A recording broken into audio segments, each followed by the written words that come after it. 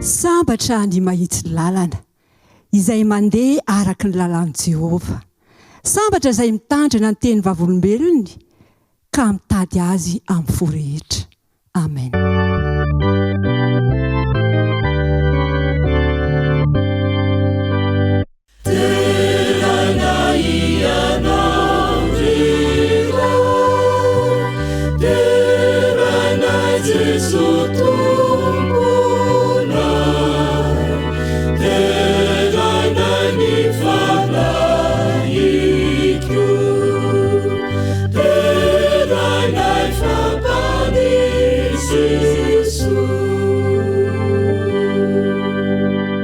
Ray masino manatrea amin'ny fahafenony izao fotoana izao satria apetraka ifeno eo am-pelatananao. Anaran'i Jesosy. Amen.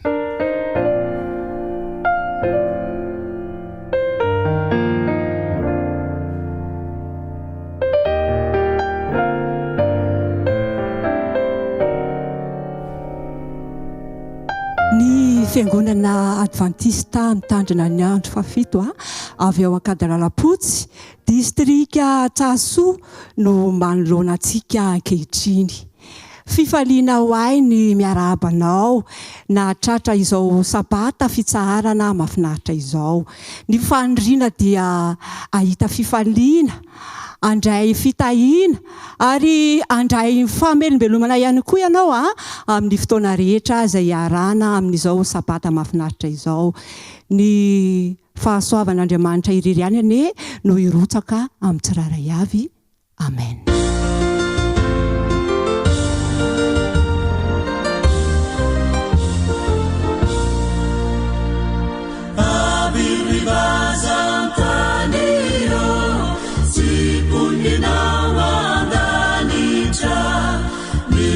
Saveu caminhira ni fala vutandeibe saya mudena marube evitare camidera saya mudena marube evitare camidera.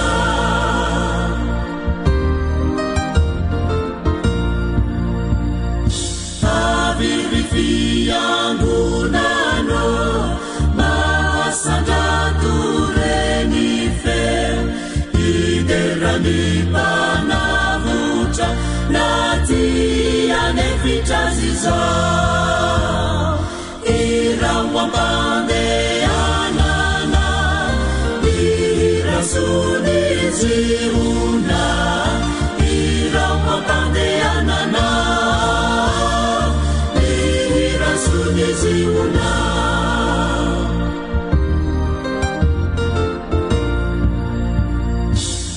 aviriua funzio kami falia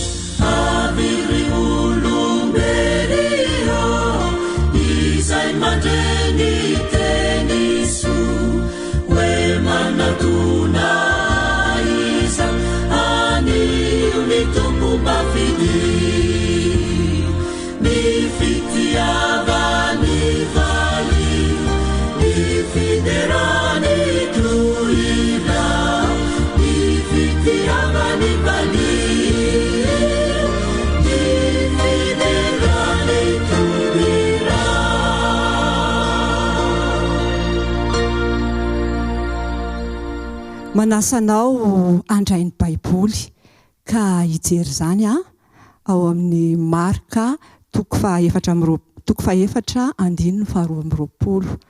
Marka toko fahaefatra andininy faharoa amby roapolo vakina amin'ny anaran'i Jesosy. Fa tsy misy takona izay tsy ho hita na miafina izay tsy ho aseho. Andeha ho tohizantsika zany ao amin'ny Salamo faha 130 andininy fahaefatra amby roapolo. Salamo faha 130 andininy fahaefatra amby roapolo izay mivaky toy izao: mahereza ary aoka tanjaka ny fonareo dia ianareo rehetra izay manantena ny Jehova. Amen.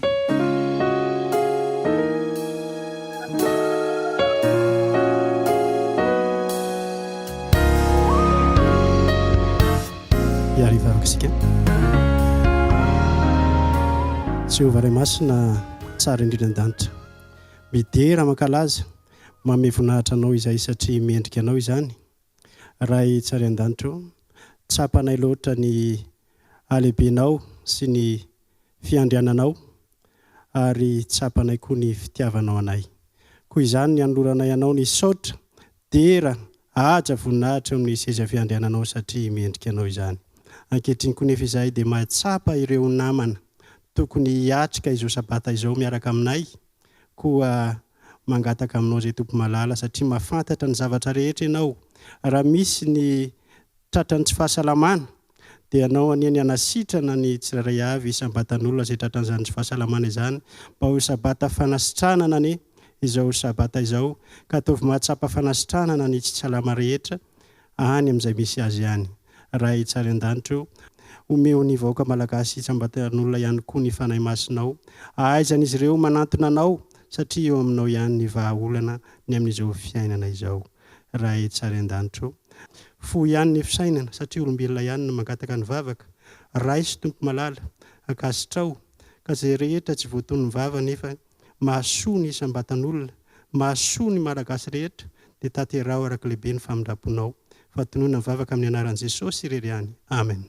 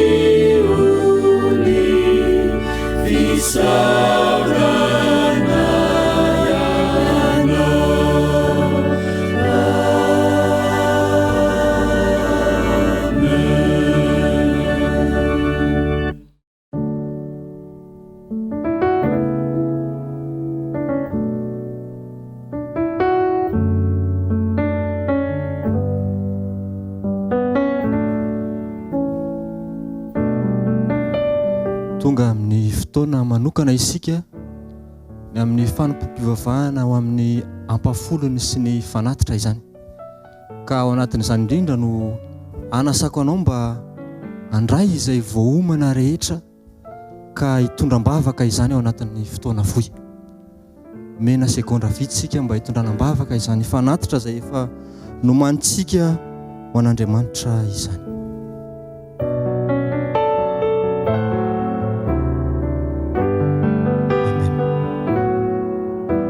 Araka ny voalaza ao amin'ny Salamo fa 4:20 dia milaza mazava izany ten'Andriamanitra izany fa an'Andriamanitra ny tany rehetra sy izay ao aminy ary ny mponina eo aminy ihany koa. Ao anatin'izany indrindra ry havana no anasako anao mba andinika fohy izany tenin'Andriamanitra izany. Mialoha indrindra no anolorantsika fanatitra ho an'Andriamanitra ary amerenantsika ny ampafolony ho anazy. Ary trindrin'ny tenin'Andriamanitra ihany izany, Salamo izany, dia manazava azy kokoa ny ao amin'ny Deutéronomie 9:7-7 ka hatramin'ny 9:20 manao hoe: ary andrao ianao anakampo hoe ny tanjako sy ny herin'ny tanako no nahavoriako izao harena izao. Fa tsarovy Jehovah Andriamanitra ao fa izy no manome anao hery ahavory harena mba ahory ny fanekeny izay nianianany tamin'ny razanao tahaka ny amin'izao anio izao. Hitantsika amin'izany ry havana fa Andriamanitra dia mitana ny teny fikasany ka izany indrindra no mahatonga ny tenin'Andriamanitra mampatsiahy antsika mandrakariva ny amin'ny tokony hamerenantsika ny ampafolony, ny amin'ny tokony hanolorantsika ny fanatitra ho azy mba ahafahantsika manao ny asany sy mamita ny asa fitoriana izay napetraka tamintsika. Ary farany ny ao amin'ny Jaona voalohany 4:7-9 manao hoe isika tia azy satria izy efa tia antsika taloha.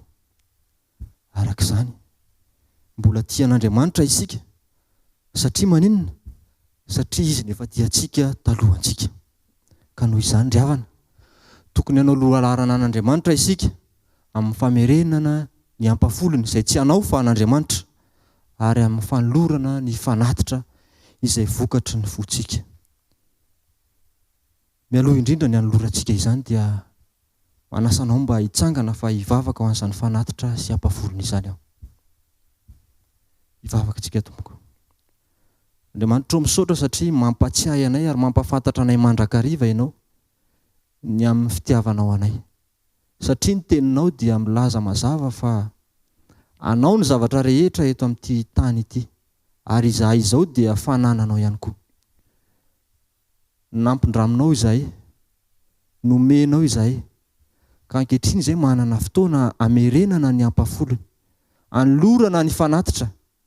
Andriamanitra tahio izy ireny mba hitondra soa anay voalohany indrindra ary ihany koa ho tonga any amin'ny toerana izay ilana izany fanatitra izany ka ahafahana manaparitaka, manitatra ny asanao mba ho fanafainganana ny fiavianao eny amin'ny rahaolanitra tsy ho ela. Tahio izao mpanomponao izao izay manolotra izany fanatitra izany mba anakatolotra izy ary ny tianay dia mba samy hanolotra ny tenanay izay mba ho fanatitra velona, masina ary ankasitranao. Tahio ny fotoana izay atrehanay amin'ity anio ity. Amin'ny anaran'i Jesosy nangatahana mivavaka. Amen.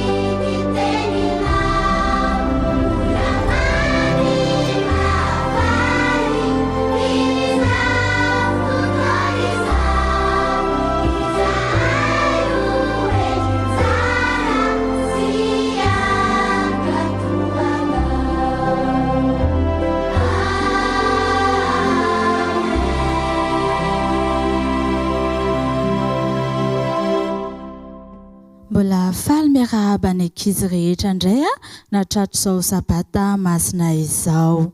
Ankehitriny rankizy a dia misy tantara mahafinaritra kely a izay hoentina ho antsika izay mitondra ny lohateny hoe tsy misy takona izay tsy ho hita.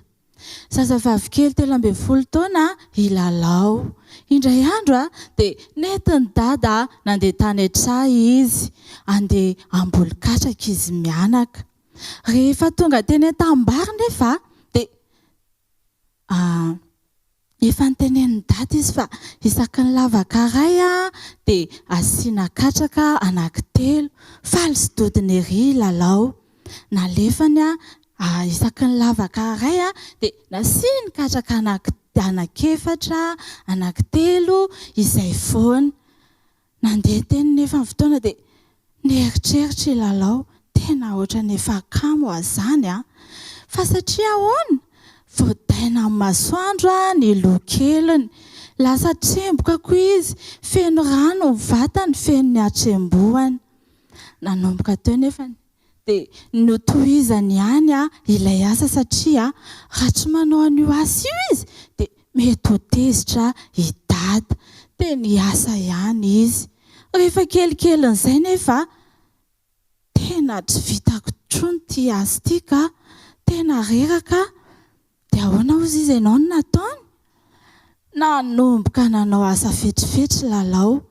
Nataony tsy folofolo indray ny tao anatin'ny lavaka anankiray. Rehefa vita izay dia tsy nisy ninona, tsy nisy vaonina masom-bolo trony tao anatin'ilay kapoaka keliny. Lasa izy namonjy alokaloka teo amin'ilay hazo. Gaga dada. Lalao, vita sahady angany asanao? Eny ry dada. Hay! Dia lasa nody izy mianaka. Afaka andro vitrivitry herinandro taty aoriana dia iny dada avy any an-tamboly. Nitsikitsiky izy nahita ny lalao. Lalao, fantako ny zavatra nataonao, hitako ny vetivetika kely ilay fambolena katraka izay nataonao. Gaga izy tsy nateny, fa nisy inona ry dada? Rehefa nitrimoka ozy izy dada ilay katraka dia tao anatin'ilay lavaka faraparany lasa nitrimoka be da be. Teo vao gaga lalao. Taiza nahalalany dada an'izany? Haika izay zavatra rehetra ataoko dia tsy maintsy miseho avokoa. Tena tonga izay ny lalao hoe kaitra izy zavatra takona izay tsy ho hita. Ie, ao anaty baiboly akoraka izy dia milaza an'izany amintsika. Andengy hovakiana ny ao amin'ny Marika. Marika 4:4 ny 2:20. Vakiana amin'ny anaran'i Jesosy. Fa tsy misy takona izay tsy ho hita na miafina izay tsy hiseho. Androany koa araka izy dia manasa antsika mba hangataka mandrakariva amin'Andriamanitra, mba hananantsika fitiavana sy fahatokiana. Andeha hiara hivavaka tsika. Jesosy malalo, misaotra anao indray izahay ankizy fa afaka niaino ny tenin'ny soratra masina. Ifonanay ao anatrehanao ireo atsirambina vitanay izay neverinay fa zavatra kely ary tsy misy mahita. Ka izy ireny Jesosy dia hitanao avokoa ka ifonanay ao anatrehanao. Ny angatanay ankizy mba ankizy mpakatoa ary ankizy matahotra anao anay izahay. Misaotra Jesosy. Amen.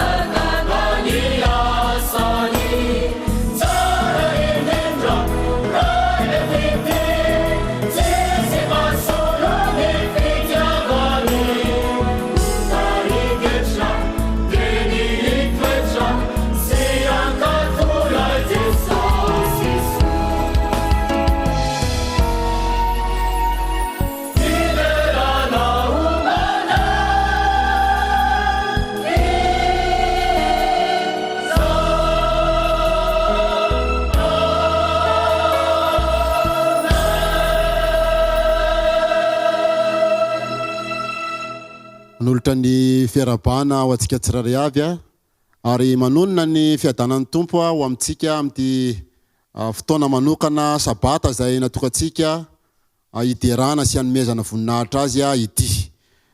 Ny fanindriko dia ny fahasoavan'ny tompo sy ny fitantanana eny ho aminao sy ny ankonanao eny ho anareo izay miaino sy manatrika mahita izao fandarana izao.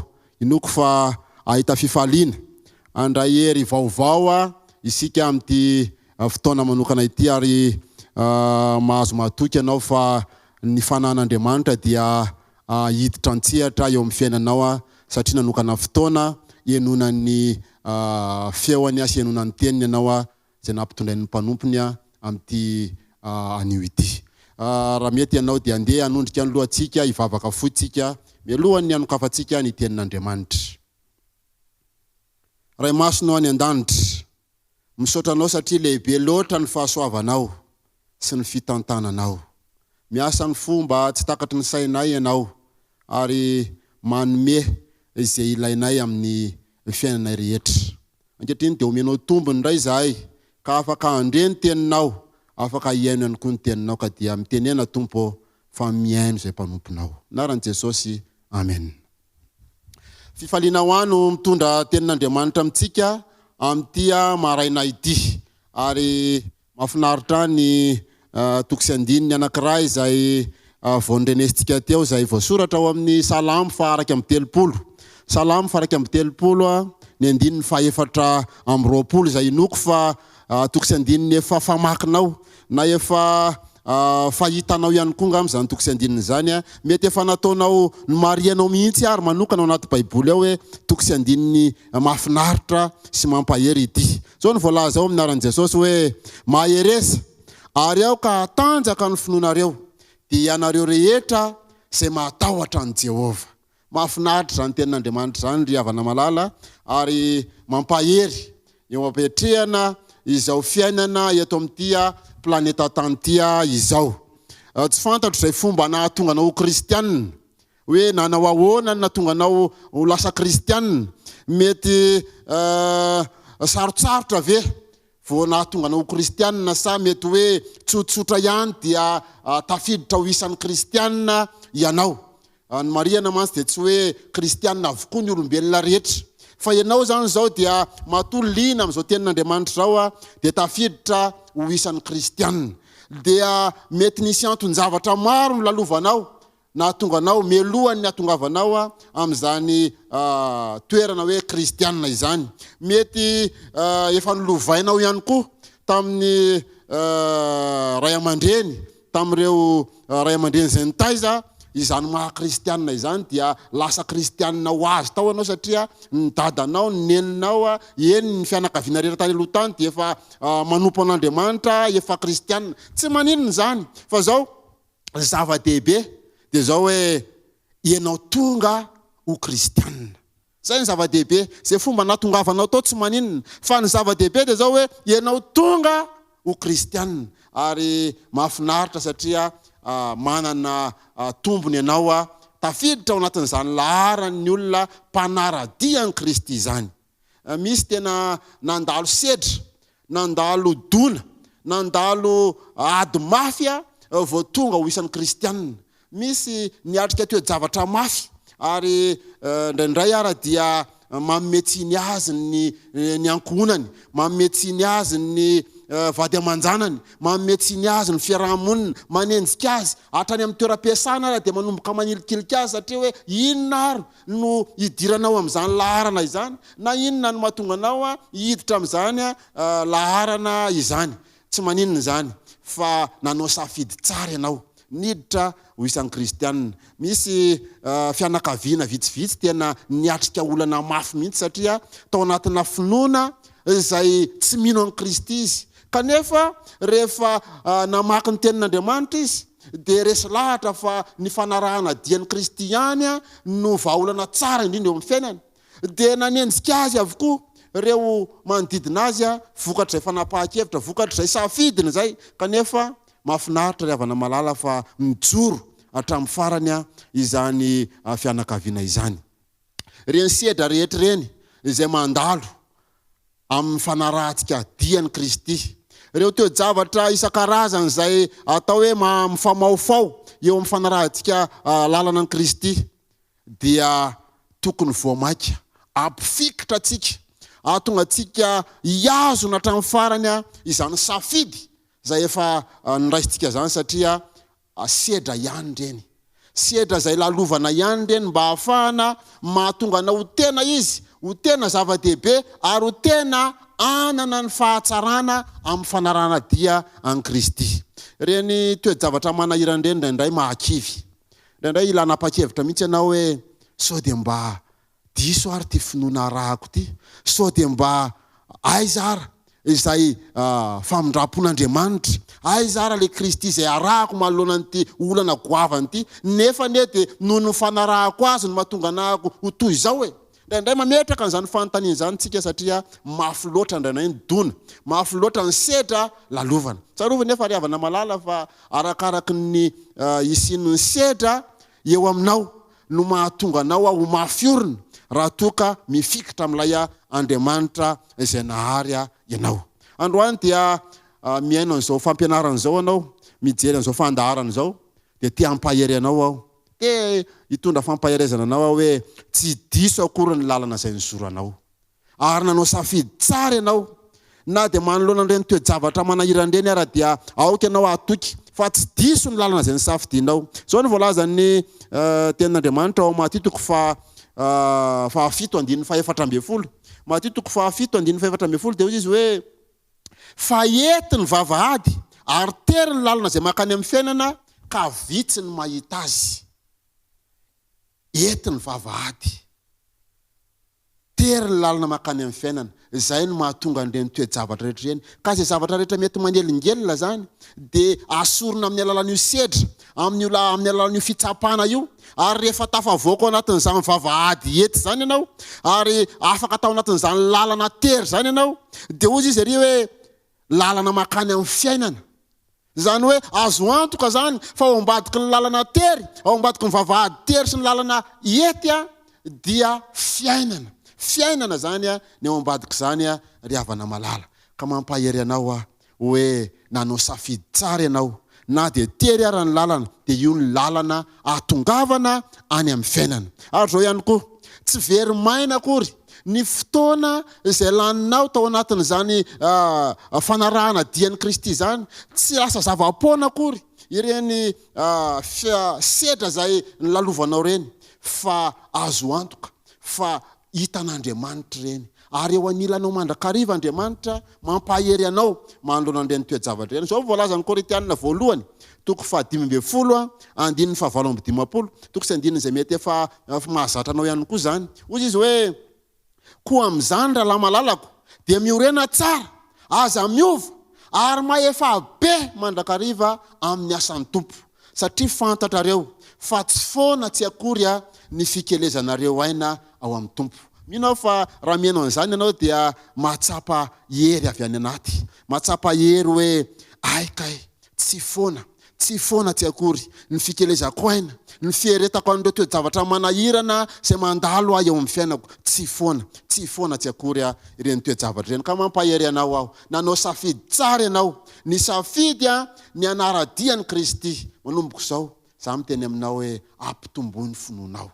Vao maika mifikira mafy amin'io Kristy izay narahanao io, satria azo antoka loatra riavana malala fa io ihany no hitondranao any amin'ilay fiainana. Dia ilay fiainana mandrakizay ao ambadika izao faharatsiana sy fahampitehana izao. Mila kristianina mazaka sedra Andriamanitra, mila kristianina mazaka an'ireo donam-piainana rehetra eo amin'ny fiainan'Andriamanitra, satria izao no lazaina eo amin'ny Efesianina toko 4:12 fa isika tsy mitolona amin'ny nofo aman-drà, fa amin'ny fanapahana sy ny fanjakana mpanjakan'izao fahamazinana izao dia amin'ny fanaratsy eny amin'ny rivotra. Manoloana an'izany ady atrehany zany dia mila olona mafy Andriamanitra, mila olona afaka misedra n'ireny toe-javatra isan-karazany ireny, satria ny fahavalontsika dia ilay fanaratsy eny amin'ny rivotra. Ko androany ampitomboy ny tanjaka ao eo amin'ny fanarahana an'Andriamanitra, fa ao ambadiky ny fiaretana dia izy fiainana mandrakizay izay efa nomanin'Andriamanitra ho anao. Tantara kely anankiray ity no tiako sariana amin'ny sainao. Tantara kely azo lazaina hoe isotomana lesona. Nisy raha namana anankiray izay nona fatratra izy. Avy nandeha tany amin'ny asa mandrarantany izy dia nona. Rehefa niditra tao an-trano izy dia nitsavany ny toerana tokony hisy sakafo, tsy nahita mihitsy nefa. Mofo topaina anankiray efa tapany ara no mba hitany teo ambony latabatra. Dia io izy misy mofo topaina fa alao io no mba ho arapako loha satria tena efa refony ny ahonanana mihitsy fa milohan'izany nefa na izany raha ozy izy dia alao mba hanasa tanana ihany. Dia lasa izy nandeha nanasa tanana. Ary rehefa avy miverina nasa tanana tany izy dia gaga nijery an'ity le mofo topaina fa misy vitsika anankiray eo amin'ilay mofo. Dia ahoana ary ozy izy tonga dia ho arapako ihany ve ty sa ho asorona aloha le vitsika. Dia nakifiny le mofo mba ialany le vitsika fa tsy niala le vitsika fa vao maika nifikotra mafy natototony ilay mofo topaina mba ialany le vitsika fa tsy niala ilay vitsika. Dia nieritreritra lera namana hoe mba nona konga ty vitsika ty mato mifikotra mafy amin'ity mofo ty noho izany ho rimbiniko ny faritra misy azy dia ameko azo hohaniny fa ny ambony kosa no hohaniko. Zay le tantara. Fa ny tiako resahana dia zao hoe naninona no mifikotra mafy ilay vitsika. Ny antony nampifikotra mafy azy dia satria fantany fa io no azahoany aina, io no ahitany fiainana. Ary toy izay ihany koa naninona no nanombina n'ilay raha namana fotsiny ilay mofo, fantany fa afaka mamelona ny ainy rehefa mihinana ilay mofo izy rehefa avy eo. Izany rehetra zany no isotomantsika lesona hoe satria koa azontsika antoka fa ilay Kristy izay tompontsika, izay narahantsika dia afaka hanome aina ho antsika, afaka manome fiainana vaovao ho antsika. Dia andao hifikotra mafy ka na inona fanatototonana, na inona fanilikiliana dia tsy hiala antsika fa eo amin'izany Kristy izany ihany no ahitantsika fiainana riavana malala. Arety ampamaranana dia tiako milaza aminao hoe kely sisa hiaretanao, fotoana fohy sisa hiaretanao, satria misy farany ihany riavana malala izao fisedrana, izao donam-piainana lalovantsika taranak'olombelona izao. Tsy maintsy hifarana izany tantarany ranomaso, tantarany fijaliana, tantarany fanilikiliana, tantarany reo toe-javatra sarotra eto amin'ity tany ity izao. Zao ny voalaza ny Jakoba 5:5. Manasanao amaky an'ity toko sy andininy ity. Jakoba 5:5 dia izy hoe mahareta-ko ianareo, mampahereza ny fonareo, fa efa mbiakaika ny fihevin'ny tompo. Efa mbiakaiky. Tsy hoe mbola zavatra lavitra be, fa efa atombotra, efa ambivitra ny famonjenantsika riavana malala, ahafahantsika miala ao anatiny zao fahoriana izao. Ary ny toko sy andininy farany ampaherezako anao androany dia zao, mba hatonga anao atanjaka ny finoanao sy hifikotra amin'ilay Jesosy Kristy izay efa narahanao ianao. Dia ny ao amin'ny Petera 1:5. Petera 1:5 dia hozy izy hoe ary Andriamanitry ny fahasoavana rehetrany izy efa niantso anareo amin'ny voninahiny mandrakizay ao amin'ny Kristy. Rehefa niaritra fahoriana vetivety ianareo dia izy no antanteraka sy ampiorina ary ampitoetra anareo. Mino afa tafapaka any ampo sy anatsainao zany tenin'Andriamanitra zany, ka tonga anao iorina tsara ary tonga anao tanteraka eo ampendrasana ilay fihevin'ny Kristy izay tsy ho ela intsony.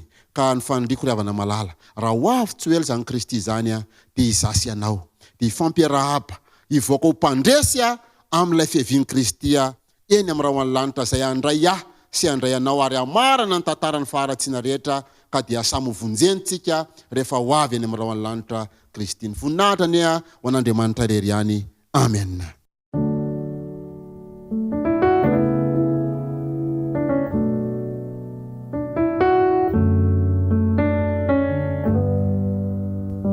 Sorana an'Andriamanitra satria totosa somatsara ny fiarahantsika teto tamin'ity sabata mahafinaritra ity. Sorana ihany koa ny mpanompony izay nitondra ny afatra sarobidy mba ho famelombelomana ny fanahintsika. Isorana koa nefa ianao mpiaino izay nanaraka izao fandaharana manokana izao. Ankehitriny dia andeha hiara iredona ny laharan-kira fa 3:30 isika ao am-poninay izao ny fanantenana.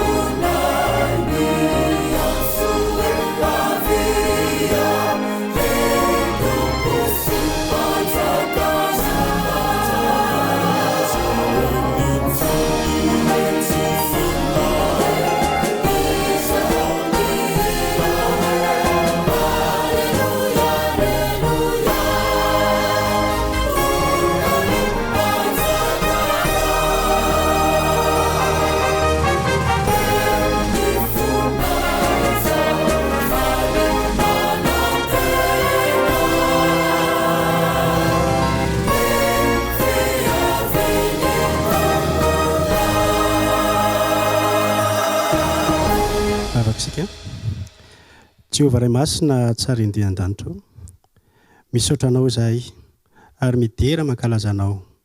Tsapanay fa nanaraka izao fotoam-pivavahana izao anao, nanatrika izany niaraka taminay.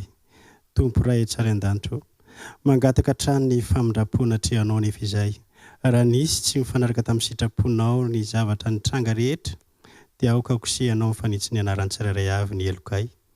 Fa ny teny rehetra izay nataony ny mpanompony taminay rehetra teo kosa nefany, dia aoka tompo malalo mba haniry ao anatinay ny fanahy masinao aneny ampitoetra izany teny izany, mba hoentinay mandeha amin'ny fiainanay ho avy manontolo. Raha tsara an-danitro, isaraka eto amin'izao tempolonao izao izahay, irinay raha ho tanterahanao aminay izao tsodrano izao. Andriamanitra ny fiadanana ane, anamasina anareo samy ho tanteraka, ka aoka ho arovana avokoa na ny ainareo, na ny fanahinareo, na ny tenanareo, samy ho tanteraka, ka tsy hanatsiny amin'ny mpividy Jesosy Kristy tompontsika. Amen.